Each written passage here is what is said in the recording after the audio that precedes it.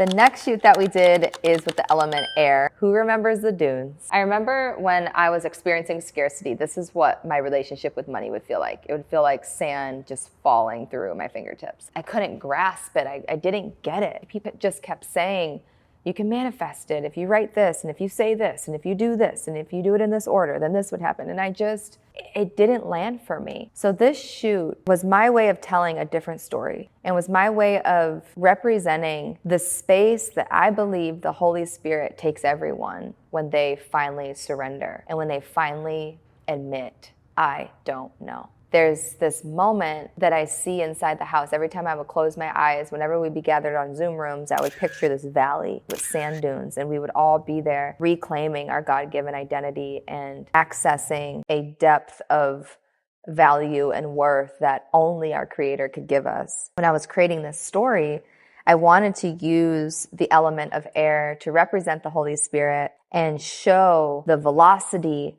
of how God moves and how wide He can go and how endless His redemption really is. This was a spicy shoot because of a few things.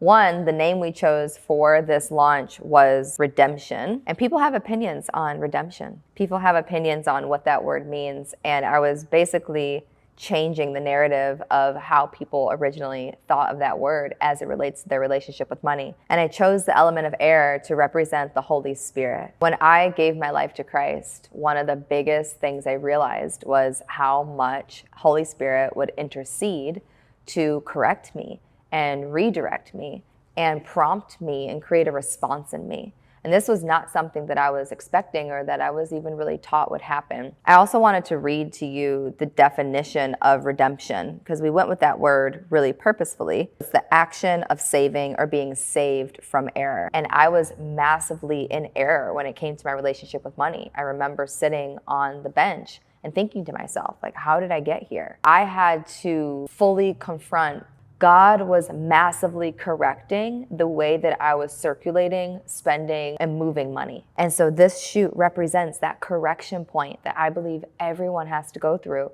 when they are going to stand up and decide that they are going to be a financial steward, that they are going to build generational wealth, that they are going to break generational patterns. I had to recognize that my scarcity was not actually the scar that I had to be ashamed of, but it was an opportunity for God to correct me, that my scarcity was actually a teacher, that it was a correction point. When we recognize that that correction is coming from God, it's coming from your Creator, the one who made you, it is an asset. It is a gift to be corrected in that way. And the way that God redeems us, meaning the way that God redeems our character, redeems our nature, redeems our path and our destiny, is through correction. And we have the gift of the Holy Spirit inside of us to prompt a response. I remember one of my favorite pastors, Stephanie Ike Okafor, saying, if your relationship with God is not creating a response in you, then it could be lacking intimacy. And as I grew closer to the Lord, there was a deeper response within me. And I felt deep down where I was getting corrected. And I had to be humble enough to receive that correction. Let's talk about how uncomfortable this was, though, because while it looks like I'm having a grand old time in the desert, I am freezing. It is literally 50 degrees. I know for some people you're like, 50 degrees, literally chill out. But try having wind slapping you in the face with sand particles connected to it and putting on a peaceful, brave face like that. So this was probably the most uncomfortable shoot I've ever been on. It required me to really, truly tap into the Holy Spirit so that I would get through it.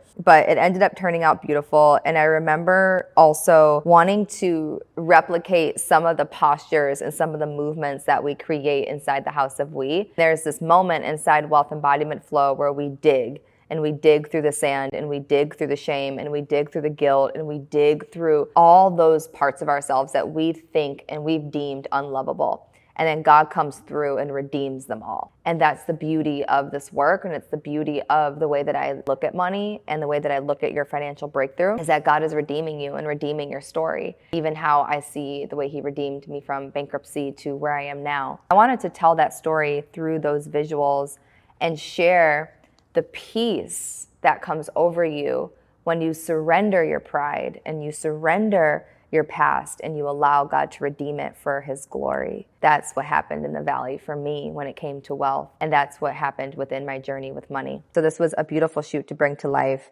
I pray that it represented the Holy Spirit and brought people closer to God in a way that they didn't expect.